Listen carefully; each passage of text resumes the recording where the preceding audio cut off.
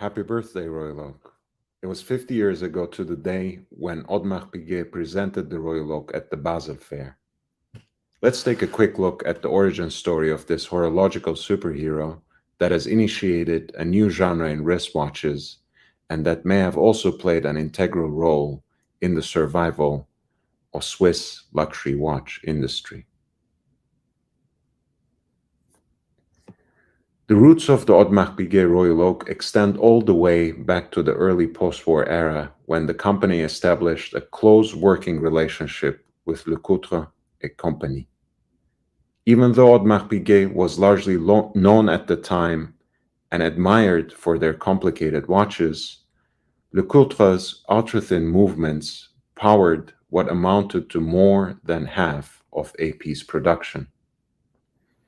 The caliber 2121, designed by Lecoutre in 1970 as the thinnest movement with a date at that date, would remain in production until the end of year 2021, being phased out with the reference 15202.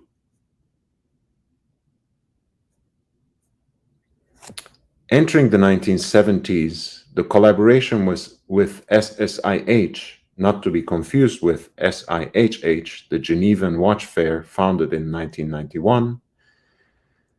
This collaboration allowed Audemars Piguet to expand its distribution networks. At the urging of Carlo De Marchi and other SSIH general agents, the managing director, Georges Gollet, took the risk of creating a radically new prestige timepiece. Elevating stainless steel into an elite luxury material, this new wristwatch was conceived as a true lifestyle product from the very first, a timepiece that was equally at home in the capital of precise timekeeping in Geneva, of international fashion in Milan, of sophisticated nightlife in Paris, of burgeoning European industrialism in Turin, of jet-set lifestyle in the French Riviera and beyond. For this risky endeavor, Gollet contacted the Italian-born designer Gérald Genta, who had been collaborating with the brand since the 1960s and who was then merely 38 years old. In remarking the ingenuity of Genta's design and the quickness of his process, Genta completed, after all, his sketches in one night in 1970 after a 4 p.m. phone call with Gollet on April 10 to present these sketches to him in the morning of April 11th. It is important to recall that Genta was a trained jeweler.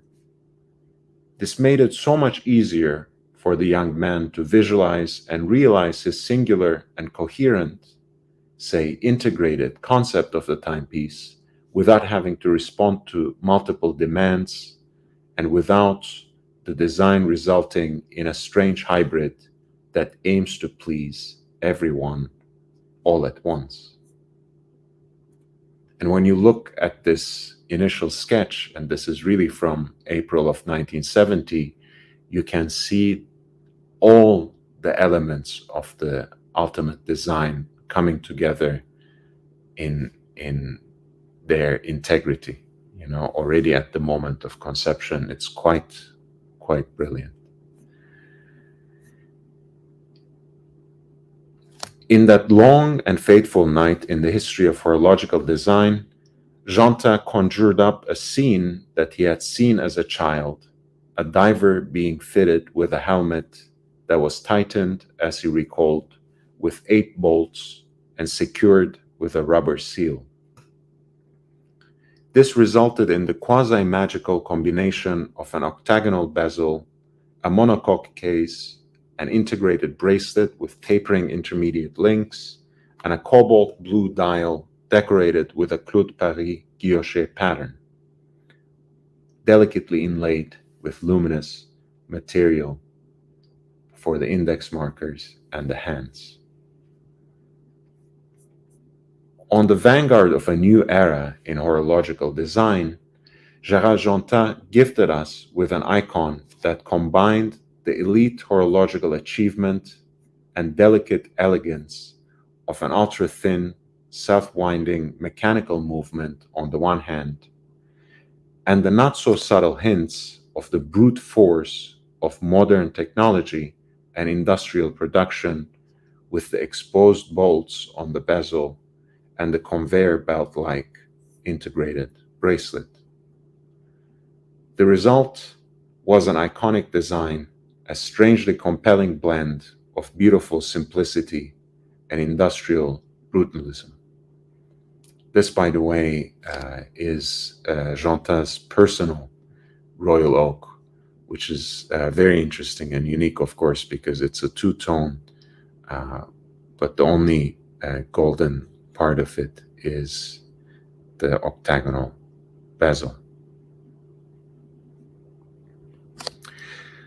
Though the myths of initial failure in the market seem to have been largely exaggerated, it wasn't a matter of course that this challenging undertaking would prove to be so successful.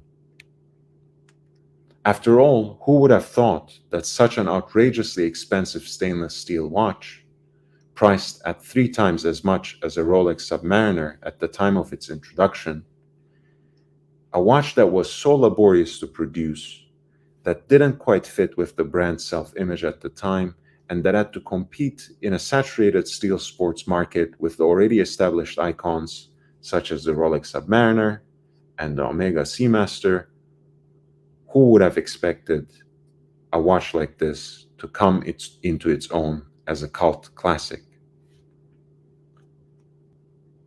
The Royal Oak stood out and distinguished itself over the years as the perfect all-rounder, a dress watch and a sports watch at the same time, what the auctioneer Aurel Bax recently called an SUV on the wrist. A wristwatch that could be worn all day, every day, easily transitioning from a heightened dynamic activity to the more subdued elegance of a formal occasion.